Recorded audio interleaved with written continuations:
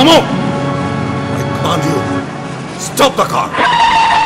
গাড়ির চাকা আর একটু এগোলেই আগুন ধরে যাবে গোটা গাড়িটাতে। বিবেক, এবার কিন্তু আমার সত্যিই ভীষণ ভয় করছে গো। দেখি সুবিমল সেন মানুষটা যে বড় সাংঘাতিক। এমন সময় লুকিং গ্লাসে দেখি একটা লাল রঙের বোলেরো ফাঁকা রাস্তায় উল্টো দিক থেকে প্রায় দৈত্যের গতিতে ছুটে আসছে আমার দিকে। কয়েক মুহূর্তের মধ্যে হেড অন কালেকশন প্রায় অনিবার্য, নিশ্চিত মৃত্যুর মুখোমুখি এখন আমি। আর এমন সময় ঘটে গেল এক অভাবিত ঘটনা।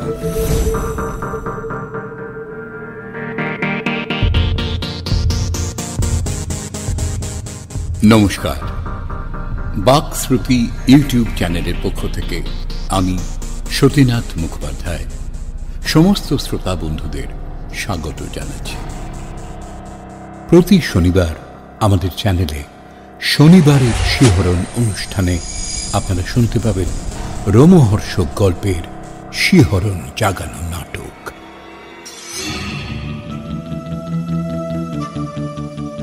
আজকের নিবেদন শ্রুতি নাটক ইতিহাস কথা বলে। আজ সম্প্রচারিত হচ্ছে নাটকটির প্রথম পর্ব। মূল ভাবনা সূত্র বিশিষ্ট কবি মনীষা বন্দ্যোপাধ্যায়। রচনা, নির্দেশনা ও বিবেকের ভূমিকায় রয়েছেন দেবাশিস পাল। দিঘি সঞ্চয়িতা নাগ। প্রিন্সিপাল ম্যাডাম স্বাগতা পাল। প্রকাশক গৌতম দত্ত। সাংসদ সুবিনয় সেন, জীবেশ ভট্টাচার্য এবং আগন্তুকের চরিত্র চিত্রণে সুদীপ মুখোপাধ্যায়। কি গো, চা খেয়ে স্নানে গেলে না? এখন আবার গায়ে পাঞ্জাবি গলাচ্ছ, কোথায় যাবে? বলছি কোথায় যাবে এখন? আজ তো সোমবার, তোমার তো দুপুর 11টা থেকে পরপর টানা 3টে অনার্সের ক্লাস। আজ ঘরে যাব না দেখি। সে কি গো, আগে তো বলনি। দেখে তোমার শরীর ঠিক আছে তো? আর যাচ্ছই বা কোথায়? না না না, শরীর আমার ঠিকই আছে। যাচ্ছি বড় রাস্তার মুখ থেকে একটা ফুলের মালা কিনে আনতে। তোমাকে বলা হয়নি দেখি, ইন্টারনেট ঘেটে তার একটা সুন্দর মুখের উজ্জ্বল ছবি আমি সংগ্রহ করেছি জাস্ট কদিন আগে। কাল সন্ধ্যেতে বাঁধিয়ে এনে আলমারিতে রেখেছি। তুমি তখন গানের ক্লাসে ছিলে। আজ বিশেষ দিন, জানো, সেই মানুষটার পৃথিবী থেকে চিরতরে চলে যাবার দিন, 13ই জানুয়ারি। আজ তাই প্রাত্যহিক জীবনের সব কোলাহলের বাইরে আমি সরিয়ে রাখতে চাই নিজেকে। আজকের প্রতিটা মুহূর্ত শুধু নীরব নিমগ্ন শ্রদ্ধা আর স্মরণের। দেখি শুধু তারই জন্যে আমি, আমার সেই বিতর্কিত কাজ, সবকিছু আজ বেঁচে আছে। ঠিক আজই তো সেই দিন। কলঙ্কিত সত্যকে চির অন্তরালে রাখতে কি নিষ্ঠুর কৌশলে তোমাকে সরিয়ে দিতে চেয়েছিল ওরা। দুটো অ্যাটেম্প্ট, ঠিক 2 দিনের ব্যবধানে। আজ একটা ডায়েরিতে দেখি আমি লিখে রাখবো সেই ঘৃণ্য চক্রান্তের কথা। জানি কোনো প্রমাণ নেই, আর আদালতে তাই শাস্তিও হবে না দোষীর। তো আমাদের উত্তর প্রজন্ম অন্ততই লেখা পড়ে চিনতে পারবে নিপুণ মুখোশ ঢাকা সেই সমস্ত অপরাধীদের। যাই, বেলা বাড়ছে, আমি মালাটা নিয়ে আসি দেখি। সাদা কাপড়ে ঢাকার টেবিলে তার স্থির চিত্র, ধূপের গন্ধে সুবাসিত চতুর্দিক, আর স্মৃতিমগ্ন আমার লেখনী লিপিবদ্ধ করে তুলেছে 2 বছর আগে ঘটে যাওয়া সেই সব ঘটনাকে।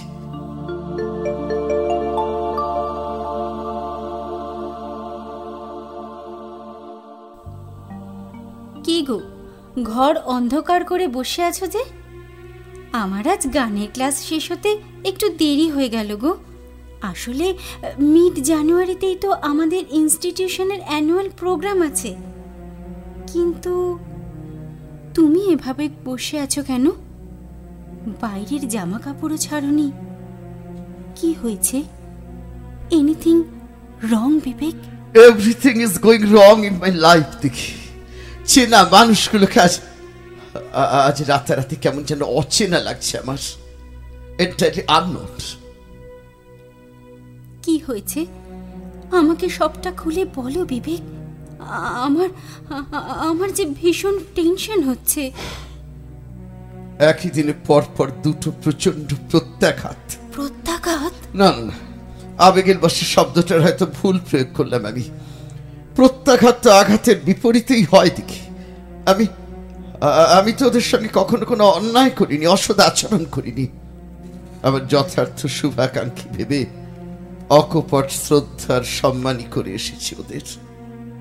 কিন্তু কিন্তু কিন্তু আজকের দিনে নিয়তি আর অদৃশ্য থাকে না দেখি। স্পষ্ট দৃশ্যমান তার অস্তিত্ব, আর তারই সুতোর টানে পুতুলের মতো চালিত অধিকাংশ মানুষ। অর্থ, সুখ, সমৃদ্ধি, নিরাপত্তা, উচ্চাশা পূরণের নিশ্চিন্ত উপায়। রং বদলাতে সময় লাগে না বেশিক্ষণ, কিন্তু বিবেকের কণ্ঠরোধ এত সহজে করা যাবে না, কিছুতেই না। প্লিজ প্লিজ সবটা আমাকে খুলে বলো। আজ সেকেন্ড ইয়ার পাসের ক্লাস সবে মাত্র শেষ হয়েছে। বেয়ার এসে বলল প্রিন্সিপাল ম্যাডাম ওর ঘরে ডাকছেন আমাকে। গেলাম। আশ্চর্য অচেনা এক ঠান্ডা গলায় উনি আমাকে বসতে বললেন। তারপর একটু থেমে কেমন যেন নিজেকে গুছিয়ে নিলেন কয়েকটা মুহূর্ত। তারপর আবার সরব হল ওর কণ্ঠ। সরি বিবেক, আজ আমার চূড়ান্ত অনিচ্ছা সত্ত্বেও একটা অপ্রীতিকর বিষয়ে আলোচনার জন্য তোমাকে ডাকতে হলো। সব শুনে তুমি বলতেই পারো এ আমার অনধিকার চর্চা, কিন্তু কথাগুলো আমাকে বলতেই হবে।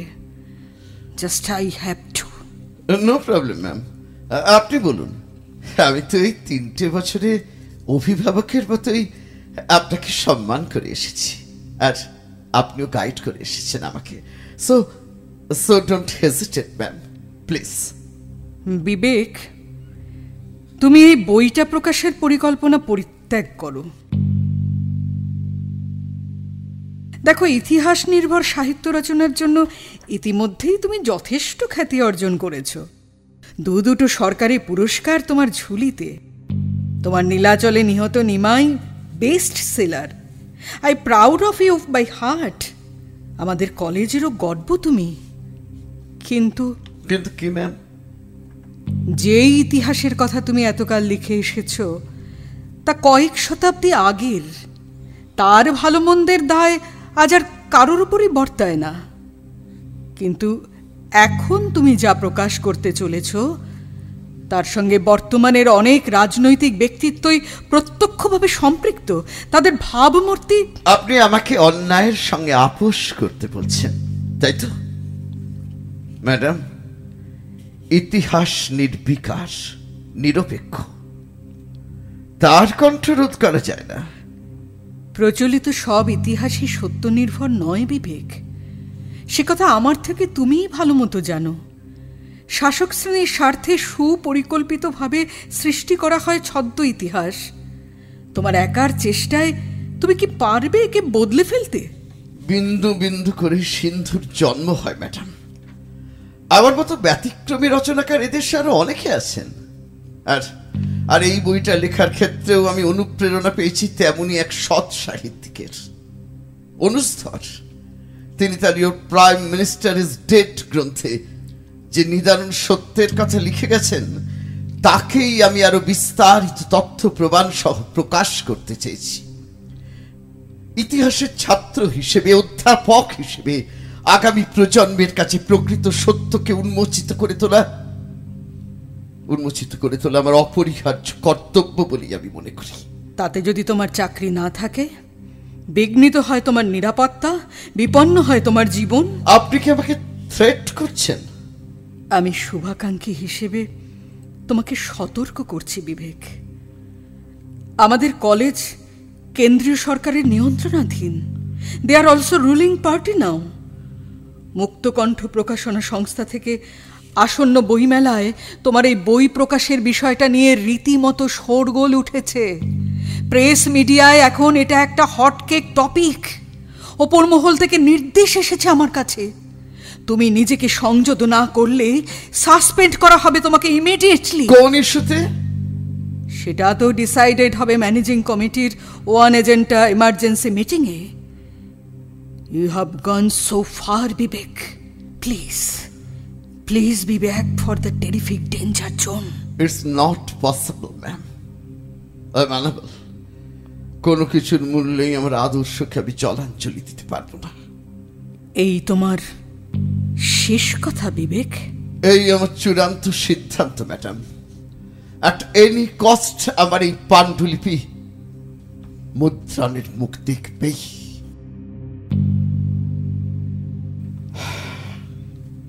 এরপরের অভাবিত অপ্রত্যাশিত ধাক্কাটা এলো 5 বছরের পরম পরিচিত প্রকাশকের পক্ষ থেকে।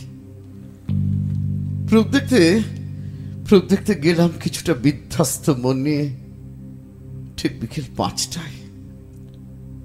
আমি ঢোকার সঙ্গে সঙ্গে নির্মাল্যবাবু থমথমে মুখে আমাকে বসালেন ওর নিজস্ব ছোট্ট ঘরটায়। দেখলাম ডিসেম্বরের ঠান্ডাতেও কুলকুল করে ঘামছেন উনি, আর এসি চলছে সর্বনিম্ন তাপমাত্রায়। বিধ্বস্ত গলায় আমাকে বললেন, আমাকে ক্ষমা করুন professor Chatterjee, I am helpless. আপনার এই পাণ্ডুলিপি ছাপানো আমার পক্ষে সম্ভব হচ্ছে না। নির্মলবাবু, বই মেলার মাসখানেকও বাকি নেই। আপনারা বারে বারে বিজ্ঞাপন দিয়েছেন, এখন শেষ মুহূর্তে পরিস্থিতি তো অনেক সময় নাগালের বাইরে চলে যায় বিবেকবাবু। আমি সামান্য প্রকাশক, অর্থের জোরও অতি সামান্য। প্রতিকূল পরিস্থিতির সঙ্গে লড়াই করার মতন মনোবল আমার নেই বিবেকবাবু। একটা বছর আগে আপনার নাতির 5 বছরের জন্মদিনে সপরিবারে নিমন্ত্রিত ছিলাম আমি। সেদিন আবেগ আপ্লুত হয়ে আপনি আমাকে কি বলেছিলেন মনে পড়ে? আপনি বলেছিলেন, আমার প্রকাশনা সংস্থার মরাগাঙে আপনি তো নতুন জোয়ার এনেছেন বিবেকবাবু। মাত্র 6 মাসে নিঃশেষিত নিহত নিমাইয়ের প্রথম সংস্করণ। ইলেকট্রনিক্স মিডিয়ার যুগের গ্রন্থবিমুখ পাঠকেরা এই একটা বইয়ের জন্য ভিড় করেছে আমার দোকানের সামনে। আর আপনি একাডেমি পুরস্কার পাওয়ার পর তো সেই চাহিদা বেড়ে গেছে 10 গুণ। আজ পারিবারিক অনুষ্ঠানের পরিমণ্ডলে বড় দাদার মতো একটা প্রতিশ্রুতি কিন্তু চাইব আপনার কাছে। বলুন। আপনার প্রতিটি পাণ্ডুলিপি পর পর প্রকাশ করবে আমার প্রকাশনা সংস্থা। বিবেকবাবু, কথা দিন বিবেকবাবু, প্লিজ বিবেকবাবু, কথা দিন। বেশ, তাই হবে। তাহলে আপনার ও আমার এই 2 ঘরণীর উপস্থিতিতে প্রতিশ্রুতি কিন্তু পাক্কা হলো বিবেকবাবু। বিবেক কখনো কথার খেলাপ করতে জানে না দাদা, আমি আপনাকে অ্যাসিওর করছি। আজ কিন্তু সেই প্রতিশ্রুতি ভঙ্গ হলো আপনার পক্ষ থেকেই নির্মলবাবু। বিশ্বাস করুন, আমি বড় অসহায়। ছেলে সরকারি চাকরি করে, বৌমা সরকারি কলেজের অধ্যাপিকা। ওদের নিরাপত্তা, চাকরি মানেই তো দাসত্ব নামা বিবেকবাবু। আমরা যে আত্মমগ্ন স্বার্থমগ্ন হয়ে নিজেদের মেরুদণ্ডটাকেই নত করে ফেলেছি। ছোটবেলায় স্কুলে ভাব সম্প্রসারণ করতাম, আমি ভয় করব না, দুবেলা মরার আগে মরব না ভাই, মরব না। অথচ মর্মান্তিক বাস্তবে সেই ভয় আমাদের কণ্ঠ রোধ করে রেখেছে। অন্তরের বিশ্বাসকে ভাষায় প্রকাশ করার শক্তি আমাদের নেই। বড় ক্লিব আমরা, রাজশক্তির সঙ্গে লড়াই করার সাধ্য আমার নেই। আমাদের পাবলিশিং হাউস থেকে আপনার 2 বই বেস্ট সেলার। এরপর ক্ষুব্ধ হয়ে আপনার কোনো বই হয়তো আপনি আমাদের আর দেবেন না। আর্থিকভাবে ক্ষতিগ্রস্ত হব আমরা ঠিকই, তবু ইতিহাস কথা বলে ছাপানো সম্ভব নয় আমার পক্ষে। আমি নিরুপায় বিবেকবাবু, ক্ষমা করবেন। আচ্ছা বিবেক, কি এমন আছে ওই বইটাতে যাতে চোখের ঘুম চলে গেছে বেশ কিছু প্রভাবশালী মানুষের? আবছাভাবে তুমি যেটুকু বলেছ তা হলো তাসখণ্ডে তোমার পরম প্রণম্য সেই রাষ্ট্রনেতার আকস্মিক মৃত্যু স্বাভাবিক নয়, ওকে ওকে পরিকল্পিতভাবে হত্যা করা হয়েছিল। হ্যাঁ তাই, আজ থেকে 24 বছর আগে 1966 সালে সোভিয়েত ইউনিয়নের তাসখণ্ডে অনেক প্রত্যাশা নিয়ে ভারত পাক মৈত্রী চুক্তি সম্পন্ন করতে গিয়েছিলেন সৎ, নির্ভীক, ন্যায়নিষ্ঠ সেই মানুষটি। সফল অধিবেশন শেষে বাড়িতে তিনি যে ফোন করেছিলেন তাতে পরিবারবর্গকে জানিয়েছিলেন রাশিয়া থেকে এমন একজনকে স্বদেশে নিয়ে আসতে চলেছেন তিনি, যার পদার্পণে নিমেষে বদলে যাবে ভারতবর্ষের ভবিষ্যৎ। কে তিনি বিবেক? তিনি জাতির জনক, জাতির প্রকৃত জনক নেতাজি সুভাষচন্দ্র বসু। দেখি দেখি ছদ্ম বিমান দুর্ঘটনায় মৃত্যু তার হয়নি, এমনকি যেদিন এই দুর্ঘটনার কথা বলা হয়েছিল সেদিন কোনো বিমান দুর্ঘটনাই হয়নি। আসলে তিনি তখন আত্মগোপন করেছিলেন সোভিয়েত ইউনিয়নে। আনফরচুনেটলি শাস্ত্রীজির সেই ফোন ট্যাপ করা হয়। ভয় পেয়ে যায় সেদিনের সেই ঘৃণ্য অপরাধীরা। তাদের সম্ভাব্য সর্বনাশকে রুখতে চরম সিদ্ধান্ত নিল তারা। ঘুমোতে যাওয়ার আগে স্বাস্থ্যকর শেষ পানীয় তুলে দেয়া হলো লাল বাহাদুরের হাতে, বিষ মেশানো দুধ। এর কোনো তদন্ত হলো না? না, মৃতদেহ যেভাবে ফুলে গিয়েছিল, কালো হয়ে গিয়েছিল, একমাত্র বিষক্রিয়া ছাড়া তা একান্তই অসম্ভব।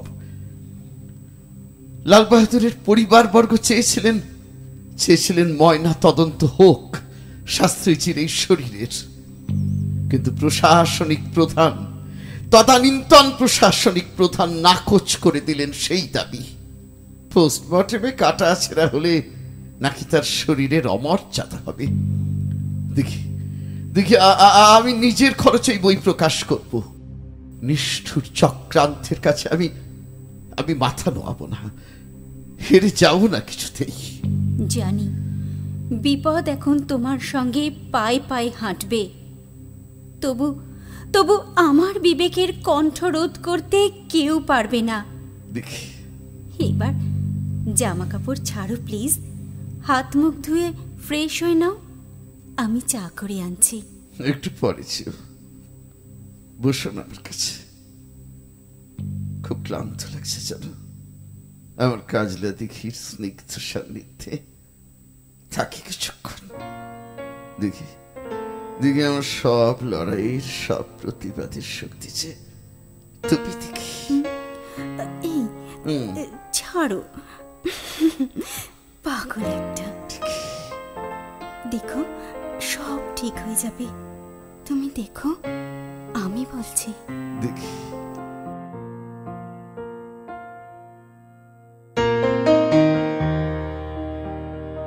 কথায় আছে time is the best healer. সময়ের প্রলেপ ক্রমশ মুছে দিচ্ছিল আমার মনের সন্তাপ। দিঘিও নিবিড় ভালোবাসার বেষ্টনীতে নিরন্তর আগলে রেখেছিল আমাকে, কিন্তু আবার ঘটল অবাঞ্ছিত ছন্দপতন। ফাইনাল প্রুফ দেখছিলাম বসে দুজনে মিলে, বেজে উঠল calling bell.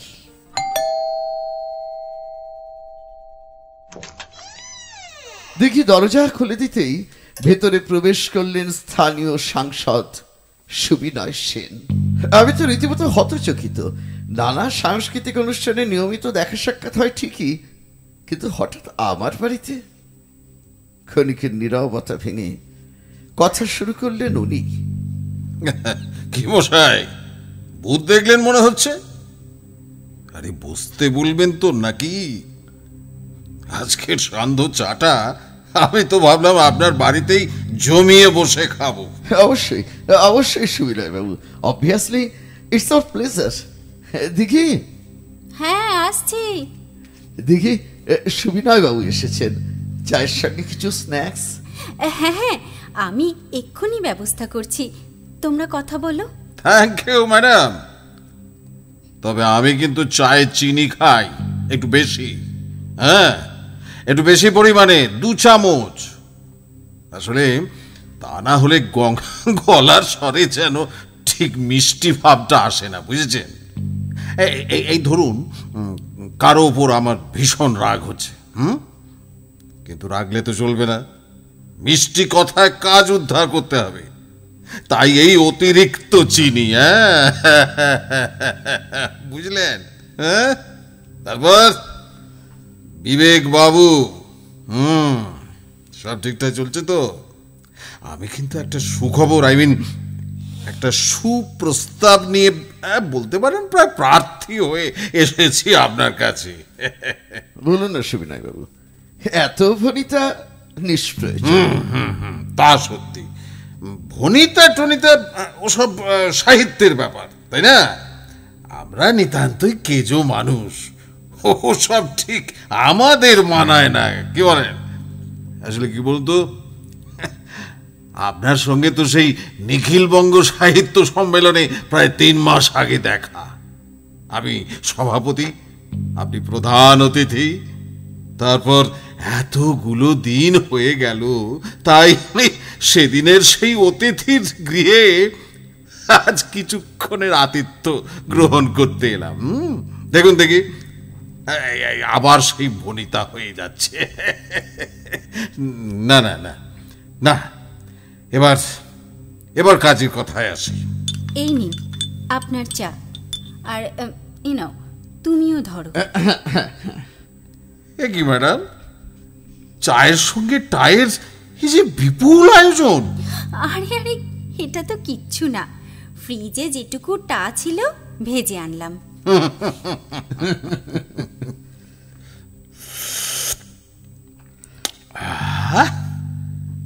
Really delicious madam, যথার্থই সুগৃহিণী আপনি। হ্যাঁ, যা বলছিলাম, আপনাকে এবার সাহিত্য একাডেমির চেয়ারম্যান হতে হবে। এই কমিটির কাছে আমি প্রস্তাব দিয়েছি, এখন আপনি সম্মত হলেই। এতজন সিনিয়র অথর থাকতে আমি? হ্যাঁ আপনি। আরে মশাই, যোগ্যতা তো সিনিয়রিটির মানদণ্ডে নির্ধারিত হয় না। মিস্টার চ্যাটার্জি, প্লিজ প্লিজ আপনি রাজি হয়ে যান। তা আমাকে কি করতে হবে? তেমন কিচ্ছু না। কলেজের পর সপ্তাহে 3টে দিন বিকেলে 2 ঘন্টা করে দপ্তরের অফিস আলো করে বসে থাকবেন। কিছু মিটিং, পরামর্শ, নতুন পুরস্কার প্রাপকদের নাম সুপারিশ, এই আর কি। আরে আপনার 24 ঘন্টা ব্যবহারের জন্য সরকারি গাড়ি থাকবে, আর মাসিক সাম্মানিক 50,000 টাকা। বিনিময় শুধু একটা অনুরোধ। কি? আপনার ওই ইতিহাস কথা বলে আপনি ছাপবেন না। সুবিবল বাবু, দেখুন, এই ইতিহাস তো অতীত, বুঝুন ব্যাপারটা। ভূত, আরে তাকে বর্তমানের মাটিতে টেনে আনার কি দরকার বলুন তো? হ্যাঁ, আরে ভূতের উপদ্রব তো ভালো কথা নয় বিবেক বাবু। বলি, আপনি তো বর্তমানের জীবন্ত মানুষ, ভূত মানে অতীত, আর সেটা নিয়ে অকারণে এত টানাটানি করলে কি জানি আপনি হয়তো নিজেই অতীত মানে ভূত হয়ে গেলেন।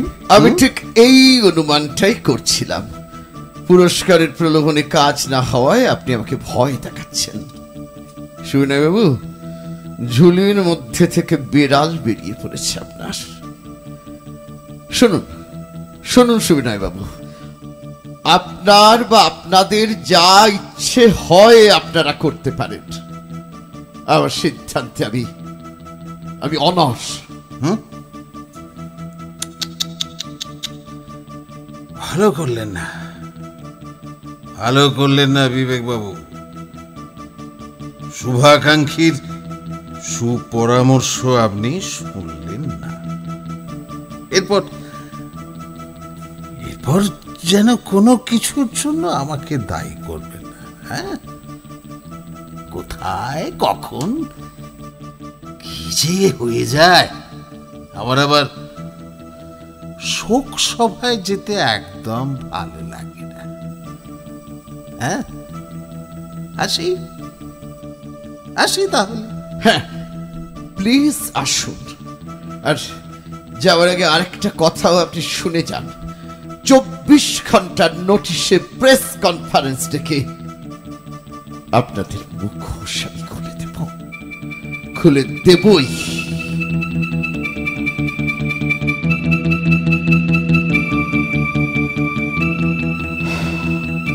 বুঝতে পারছিলাম এই হার্ডল রেস এত সহজে শেষ হবে না। যুদ্ধ যেই ঘোড়ার মতো দুরন্ত শক্তিতে একটার পর একটা কঠিন বাধা আমাকে পেরিয়ে যেতে হবেই।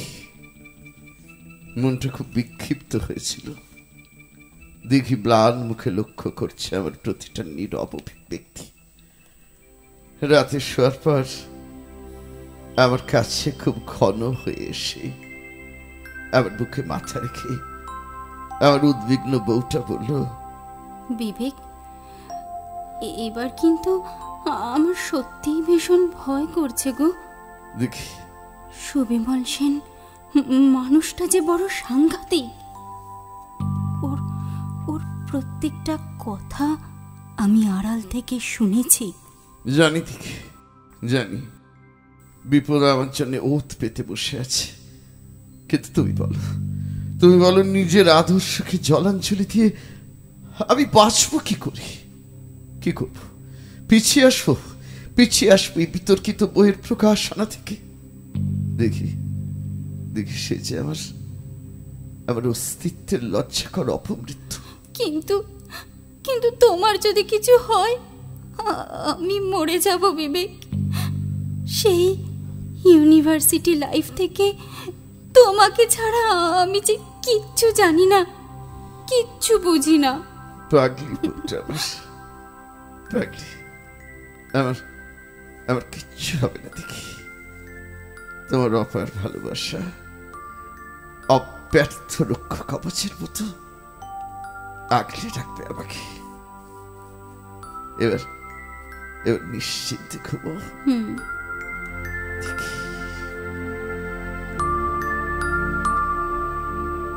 দিঘিকে আমি আশ্বাস দিলাম বটে, কিন্তু উৎকণ্ঠার কাঁটা তীক্ষ্ণভাবে বিঁধে থাকলো আমার মনের মধ্যে। রাতে কাটা ঘুম, অস্বস্তির জগদ্দল পাথরটা একভাবে চেপে বসে আছে আমার বুকের উপর। মোবাইলের অ্যালার্মে একই সঙ্গে ঘুম ভাঙলো সকালে আমাদের দুজনের। বাচ্চাটা প্রচন্ড ভারী হয়ে আছে। কড়া করে চা দিতে বললাম দিঘিকে। আজ প্রচন্ড ওয়ার্কলোড, 4টে ক্লাস, সেমিনার, সন্ধে 6টা পর্যন্ত কোথাও কোনো ফুরসত নেই। ব্যক্তিগত উদ্বেগকে প্রাণপণে সরিয়ে রেখে সব কাজ করে গেলাম আমি প্রায় যন্ত্রের মতো। সন্ধে 6টা নাগাদ সাঙ্গ হলো সবকিছু। বেশ কিছুটা ক্লান্তি দিয়ে স্টার্ট করলাম বাইক। হাইরোডে বেশ দুরন্ত গতিতেই চলছে আমার দ্বিচক্র যান। শীতের ঠান্ডা বাতাস যেন সস্নেহে ছুঁয়ে যাচ্ছে আমার অবসর শরীরটাকে। বেশ আরাম বোধ করছি। ঠিক এমন সময় লুকিং গ্লাসে দেখি একটা লাল রঙের বোলেরো ফাঁকা রাস্তায় উল্টো দিক থেকে প্রায় দৈত্যের গতিতে ছুটে আসছে আমার দিকে। কয়েক মুহূর্তের মধ্যে হেড অন কালেকশন প্রায় অনিবার্য। নিশ্চিত মৃত্যুর মুখোমুখি এখন আমি। আর এমন সময় ঘটে গেল এক অভাবিত ঘটনা। কোথা থেকে যেন আবির্ভাব ঘটলো এক বলিষ্ঠ দীর্ঘ দেখি যুবকের। দুহাত প্রসারিত করে ছুটন্ত বলের গতি রোধ করে দাঁড়ালো সেই মানুষটি। আমি শুনতে পেলাম তার বজ্র নির্ঘোষ কণ্ঠস্বর। স্টপ! I say stop! এ কি করছে মানুষটা? ছুটন্ত বলের তো নিমেষে মিশে ফেলবে ও কি?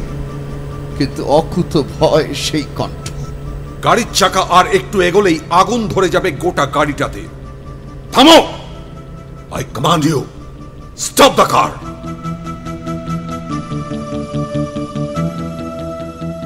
এই নাটকের পরবর্তী অংশ শুনুন আগামী শনিবার বাকশ্রুতি ইউটিউব চ্যানেলে। আমাদের প্রতিটি নাটকের প্রয়োগ পরিকল্পনায় রয়েছেন দেবাশিস পাল। শব্দ গ্রহণ স্টুডিও আবহ। যন্ত্রানুষঙ্গ সুব্রত বাবু মুখোপাধ্যায়। আবহ নির্দেশনা সন্দীপ দে। গ্রাফিক্স পরিকল্পনা ও প্রচার ভাবনায় রয়েছেন প্রসূন চট্টোপাধ্যায়, প্রীতি বিশ্বাস পাল এবং ডক্টর দীপায়ন পাল। প্রধান উপদেষ্টা সতীনাথ মুখোপাধ্যায়, কাজল সুর এবং জীবেশ ভট্টাচার্য।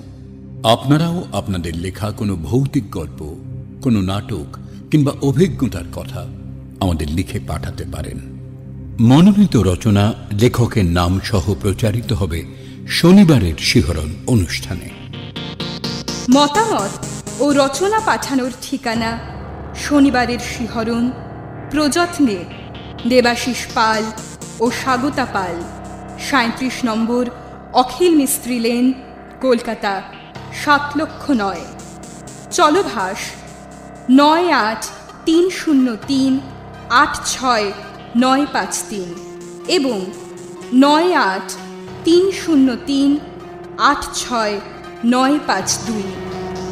আমাদের চ্যানেলটিকে সাবস্ক্রাইব করে আমাদের পাশে থাকবার অনুরোধ জানাচ্ছি। শনিবারের শিহরণের এবার নতুন সংযোজন রোমাঞ্চকর গল্প পাঠ বুধবারের ভুতুরে কথা। খুব শীঘ্রই আসছি আমরা এক ব্যাগ ভূতের গল্প নিয়ে। অপেক্ষায় থাকুন ও শুনতে থাকুন বাকশ্রুতি ইউটিউব চ্যানেল। আজকের মতো বিদায় নিচ্ছি।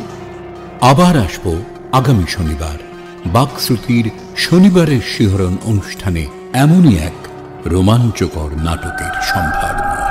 নমস্কার।